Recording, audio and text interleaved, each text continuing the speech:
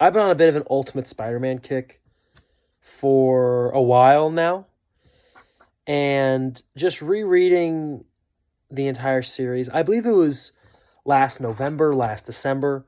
I finished Sandman, and it was wonderful. I loved it. You can check out those videos. And I wanted to read a comic that I could kind of just, not to say you have to shut your brain off for these comics, but Ultimate Spider-Man, I've been reading these comics since I was a little kid, and I know them like the back of my hand. So I just wanted something where I could kind of read them and not really think too deeply. And this is the first like Ultimate collection. It's the really big one of this has the first two trade paperbacks of Ultimate Spidey in it. The first arc, I believe, is like Power and Responsibility, and the second one is Learning Curve.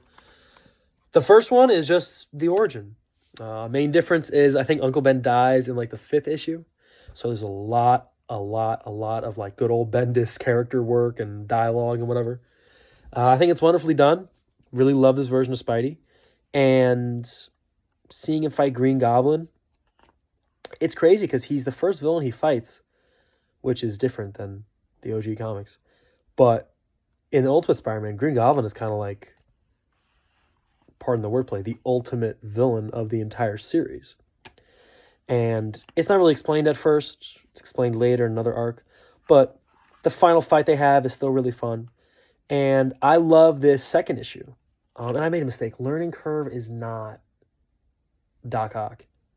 It's Kingpin. And again, Kingpin is a crazy awesome villain. He's such a recurring villain for so long in this comic. And I just really love this second arc.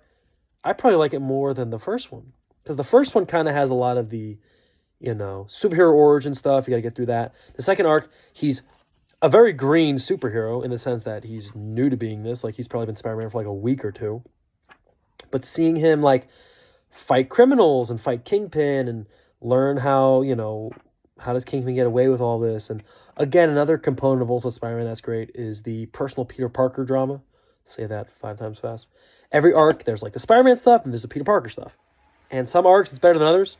But again, like this Kingpin arc is just great. Like, it's really cool. It's really cool how he beats him. He kind of outwits him and, beats him in a way physically, but also kind of in the public eye.